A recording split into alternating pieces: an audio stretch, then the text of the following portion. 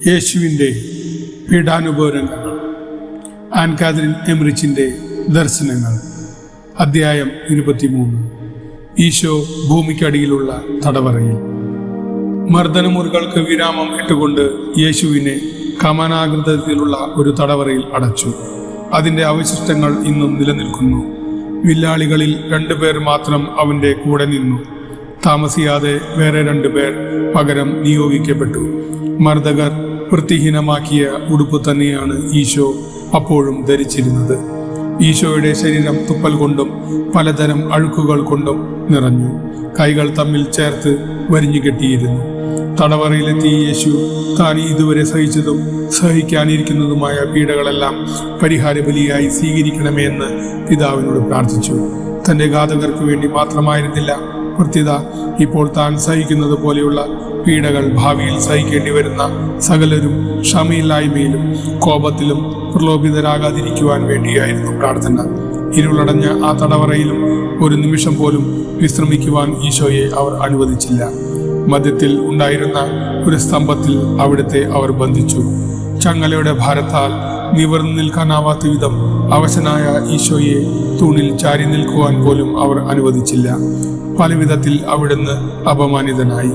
അപമാനിച്ചു കൊണ്ടിരുന്നവർ ക്ഷീണിച്ചു. കൃത്യം തുടരുന്നതിന് പുതിയ ആളുകൾ നിയോഗിക്കപ്പെട്ടു. പരിശുദ്ധനായവൻ ഹൃദയശൂന്യരായ ഈ മനുഷ്യരിൽ നിന്ന് സഹിച്ചതെല്ലാം വിവരിക്കുക തികച്ചും അസാധ്യം. എനിക്ക് ലഭിച്ച ഈ ദർശനം എൻ്റെ മാനസിക തലത്തെ ബാധിച്ചു. യഥാർത്ഥത്തിൽ ഞാൻ രോഗിയായി മാറി. അതിനെ അതിജീവിക്കുവാൻ കഴിയുകയില്ലെന്ന് ഞാൻ വിചാരിച്ചു. നമ്മുടെ രക്ഷയ്ക്ക് വേണ്ടി ദിവ്യനാഥൻ ക്ഷമയോടും ശാന്തതയോടും കൂടി സഹിച്ച പീഡകളുടെ വിവരണം ശ്രദ്ധയോടെ കേൾക്കുകയും വൈമനസ്യം കൂടാതെ സംസാരിക്കുകയും ചെയ്യുന്നതിൽ അഭിമാനിക്കണം.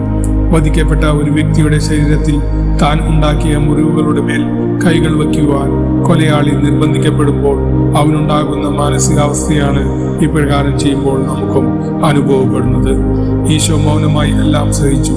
പാപിയായ മനുഷ്യൻ തന്റെ സഹോദരനും രക്ഷകനും ദൈവവുമായവനെതിരെ ഈ അതിക്രമങ്ങളെല്ലാം ചെയ്തു. എൻ്റെ പാപങ്ങളാണ് ഈ സഹനങ്ങൾക്ക് കാരണം. ഞാനും ഒരു വലിയ പാപിയാണ്. വിധി ദിവസത്തിൽ ഏറ്റവും രഹസ്യമായതും വെളിപ്പെടും. അപ്പോൾ കാണാം ദൈവപുത്രൻ അനുഭവിച്ച സഹനത്തിന്റെ നമ്മുടെ ഓഹരി എന്തായിരുന്നുവെന്ന്.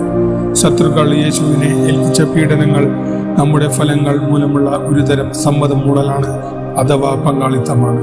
ഇതേപ്പറ്റി നാം ഗൗരവപൂർവ്വം ധ്യാനിച്ചിരുന്നെങ്കിൽ പാപത്താൽ ബോധപൂർവം നിന്നെ വീണ്ടും ഉപദ്രവിക്കുന്നതിനേക്കാൾ മരിക്കാൻ എനിക്ക് ഇടവരുത്തണമേ എന്ന് പ്രാർത്ഥനാ പുസ്തകങ്ങളിൽ കാണാറുള്ള പ്രാർത്ഥന കൂടുതൽ തീഷ്ണതയോടെ നാം ആവർത്തിക്കുമായിരുന്നു. ക്ഷീണിതനായ ഈശോ തൂണിന്മേൽ ചാരി നിന്നു. ഒരു ദിവ്യപ്രകാശം അവനെ വലയം ചെയ്തിരുന്നു. സമയം പ്രഭാതത്തോടടുത്തു. നമ്മുടെ രക്ഷയ്ക്കായുള്ള അവന്റെ പീഡാസഹന ദിവസം. നേരിയ ഒരു വെളിച്ചം തടവറയുടെ ദ്വാരത്തിലൂടെ കടന്നു വന്നു. ലോകത്തിന്റെ മുഴുവൻ പാപങ്ങളും ഏറ്റെടുത്ത നിർമ്മലനും പരിശുദ്ധനുമായ കുഞ്ഞാടിന്റെ മേൽ അത് വന്നു പതിച്ചു. ഈശോ ആ വെളിച്ചത്തിലേക്ക് തിരിഞ്ഞു. ബന്ധിതനായ തന്റെ കൈകൾ ഉയർത്തി വളരെ ഹൃദയസ്പർശിയായി തന്റെ സ്വർഗീയ പിതാവിന് ആ പ്രഭാതത്തെ പ്രതി നന്ദി പറഞ്ഞു. പ്രവാചകന്മാർ വളരെ കാലമായി പാർത്തിരുന്നതും തന്റെ ജനനം മുതൽ അവിടുന്ന് ഉൾക്കടമായ നെടുവീർപ്പോടെ അഭിലഷിച്ചിരുന്നതുമായ ദിനമായിരുന്നു അത്. അതേപ്പറ്റി തന്റെ ശിഷ്യരോട് ഇപ്രകാരം പറഞ്ഞിരുന്നു: എനിക്കൊരു മാമോദീസ മുങ്ങുവാനുണ്ട്. അത് പൂർത്തിയാകുന്നതുവരെ ഞാൻ എത്രയോ ഞെരുങ്ങുന്നു.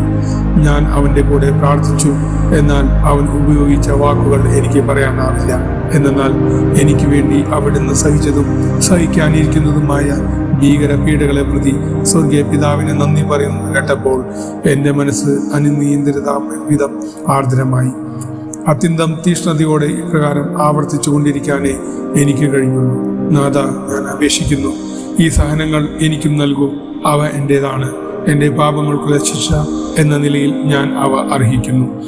തൻ്റെ ബലിയർപ്പണത്തിന്റെ മഹാദിനം വിളംബരം ചെയ്തുകൊണ്ട് കടന്നു വന്ന പ്രകാശത്തെ അവിടുന്ന് ഇപ്രകാരം സ്വാഗതം ചെയ്യുന്നത് കണ്ട എന്നിൽ സ്നേഹവും സഹാനുഭൂതിയും നിറഞ്ഞ് വികാരാധീനനായി. ഞാൻ വധശിക്ഷയ്ക്ക് വിധിച്ച ഒരു പ്രതിയുടെ അടുത്തേക്ക് അവനുമായി രമ്യതപ്പെടുവാൻ ശിക്ഷ നടപ്പാക്കുന്നതിന് മുമ്പേ കടന്നു വരുന്ന വിധിയാളിന് സദൃശ്യമായിരുന്നു. തടവറയിലേക്ക് കടന്നു വന്ന പ്രകാശരശ്മികൾ ഉറക്കം തൂങ്ങിയിരുന്ന വില്ലാളികൾ നിമിഷം നേരം വിസ്മയത്തോടെ അവന്റെ നേരെ നോക്കി. അവർ ഒന്നും പറഞ്ഞില്ല. എങ്കിലും ആശ്ചര്യവും ഭയവും അവരുടെ മുഖത്ത് നിഴലിച്ചു. ഏകദേശം 1 മണിക്കൂർ സമയം ദിവ്യനാഥൻ ആ തടവറയിൽ കഴിച്ചുകൂട്ടി. ഈശോ തടവറയിൽ ആയിരുന്നപ്പോൾ യൂദാസ് ഹിന്നോം താഴ്വരയിലൂടെ ഭ്രാന്തനെ പോലെ അലഞ്ഞു തിരിഞ്ഞു. കയ്യഫാസിന്റെ വീടിനെ ലക്ഷ്യമാക്കി അവൻ നടന്നു. തന്റെ ഗുരുവിനെ വഞ്ചിച്ചതിന് പ്രതിഫലമായി ലഭിച്ച 30 വെള്ളി നാണയങ്ങൾ അപ്പോഴും അവന്റെ പക്കലുണ്ടായിരുന്നു. കാവൽ ഭടന്മാരോട് താൻ ആരാണെന്ന് വെളിപ്പെടുത്താതെ അവൻ ചോദിച്ചു, ആ ഗലീലിയനെ അവർ എന്ത് ചെയ്യാൻ പോകുന്നു? അവർ മറുപടി പറഞ്ഞു, അവനെ മരണശിക്ഷയ്ക്ക് വിധിക്കും. തീർച്ചയായും അവൻ ക്രൂശിക്കപ്പെടും. അസ്വസ്ഥനായ യൂദാസ് അവിടെ നടക്കുന്ന സംഭാഷണങ്ങൾ ശ്രദ്ധിച്ചു. യേശുവിന് ഏൽക്കേണ്ടി വന്ന ക്രൂരമായ പീഡകളെക്കുറിച്ച് ചിലർ സംസാരിച്ചു. മറ്റു ചിലർ അവന്റെ അത്ഭുതകരമായ ക്ഷമയെക്കുറിച്ചും മഹാസഭയുടെ മുമ്പിൽ രാവിലെ നടക്കാൻ പോകുന്ന ഗൗരവമേറിയ വിചാരണയെക്കുറിച്ചും പറഞ്ഞുകൊണ്ടിരുന്നു. യൂദാസ് ഈ അഭിപ്രായങ്ങളെല്ലാം ഉത്കണ്ഠയോടെ ശ്രദ്ധിച്ചു. നേരം പ്രഭാതമായി. ന്യായാധിപ സംഘത്തിലെ അംഗങ്ങൾ അവരുടെ തയ്യാറെടുപ്പ് ആരംഭിച്ചു. യൂദാസ് ആ കെട്ടിടത്തിന്റെ പിന്നിൽ മറഞ്ഞു നിന്നു. എന്നാൽ കായനെ പോലെ മനുഷ്യദൃഷ്ടിയിൽ നിന്ന് മറഞ്ഞിരിക്കാൻ അയാൾ ആഗ്രഹിച്ചു. അവന്റെ ആത്മാവിനെ നിരാശ ഗ്രസിക്കാൻ തുടങ്ങിയിരുന്നു. അവൻ ഒളിക്കാൻ കണ്ടെത്തിയ സ്ഥലം ജോലിക്കാർ ഈശോയുടെ കുരിശ് നിർമ്മിച്ചു കൊണ്ടിരുന്ന ഇടമായിരുന്നു. എല്ലാം തയ്യാറാക്കിയ ശേഷം കുരിശിനരികിൽ കിടന്ന് അവർ ഉറങ്ങുകയായിരുന്നു. അത് കണ്ടപ്പോൾ യൂദാസ് ഭയാക്രാന്തനായി. 30 വെള്ളി നാണയത്തിന് താൻ ഒറ്റിക്കൊടുത്ത തന്റെ ഗുരുവും കർത്താവുമായവനെ ക്രൂരമായി വധിക്കുവാൻ അവർ ഒരുക്കിയ ഉപകരണം കണ്ട മാത്രയിൽ ഞെട്ടിവിറച്ച യൂദാസ് കുറ്റബോധത്തിന്റെ കഠിനവേദനയും പേറി ലക്ഷ്യമില്ലാതെ ഓടി. അടുത്തുള്ള ഒരു ഗുഹയിൽ അവസാനം അവൻ അഭയം കണ്ടെത്തി. വിചാരണയുടെ ഫലം അറിയാൻ കാത്തിരുന്നു.